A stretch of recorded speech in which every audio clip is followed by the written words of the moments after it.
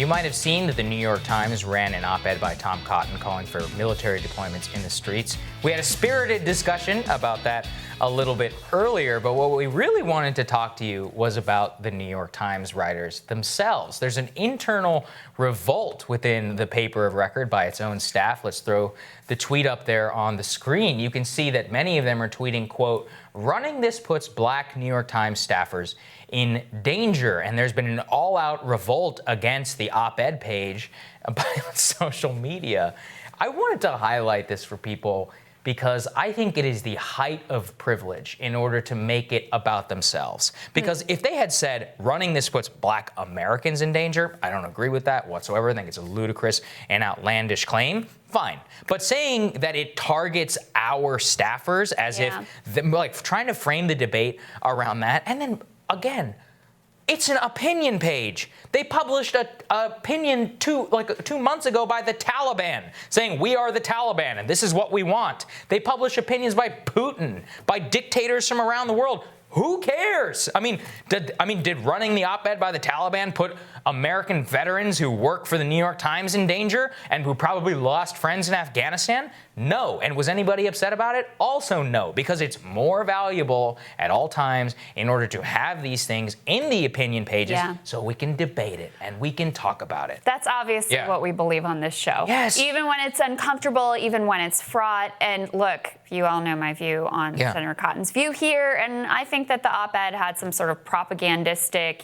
sleight of hand types of cherry picking of the facts. But I also think the New York Times does that a lot and runs propaganda quite often. For everybody. So, I think there's this instinct on the left. We covered it with the Planet of the Humans documentary. There's this instinct rather than to debate and have that exchange to just shut down, to censor and shut down. We see it in the celebration of Twitter's really milquetoast approach to Trump's Twitter account and putting up their fact checks and hiding some of the tweets and those. So, we see a celebration of that, a desire to take his account wholly offline.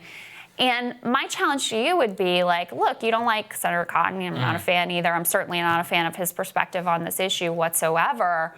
But what about when they come for you? What about when you have an opinion that is uncomfortable, unpopular, that is heterodox, that, this sort of neoliberal approach would condemn? What about that perspective? And so when you get into this business of just shut it down altogether, especially, look, may not like it. I don't particularly like it, but he's a United States senator. Exactly. And he is articulating... And it was retweeted by the president. He's articulating a view that has been laid out by the president, that is held by, plenty of American citizens. Yes. And so to try to shut that down, I just think it's fundamentally... I think it's the wrong approach.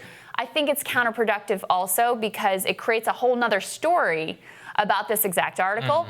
It creates a backlash from the right where there's this sense of, we're under siege, we're under threat, we're not even allowed to voice our opinions, and that becomes counterproductive, and it just feeds a further divide and doesn't serve the ends that you want it to serve. Well, I wouldn't call it a sense at this point. I mean, you have these are reporters. I mean, they're telling you what they think about you. They hate you. They hate your guts. They don't want your opinions to have any sway whatsoever in the public discourse. We hear you. We hear you very loud and clear, and we thank you very much for taking the mask off. And I think that is one of the clearest things. Look, I mean, we covered a corporate media bias and all that other stuff here. Yeah. But this is the clearest thing I've ever seen of these people who straight up, the whole speech is violence thing is A, ludicrous, but B, it just demonstrates how they only selectively use it against Tom Cotton in this particular instance. And as you rightfully point out, these people all also have a neoliberal, corporate-friendly view of the world.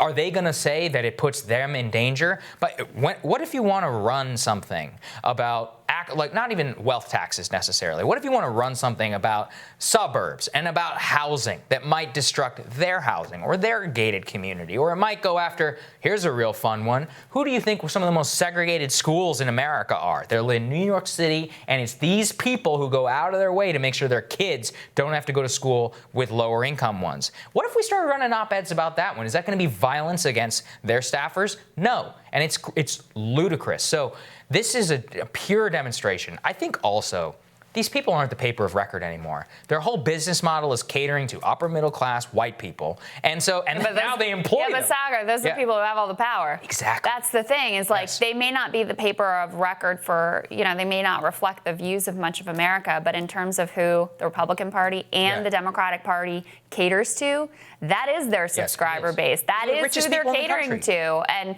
they're not just we're talking about people who have succeeded in this system as it is set up is overwhelmingly their subscriber base. And that's exactly who both of the parties cater to as well. It is like the Wall Street and the Silicon Valley and those elites, but in terms of like the interest group that the Democratic Party and the Republican Party are most interested in cultivating, that's it. Yeah, certainly. So. All right, more Rising for you after this.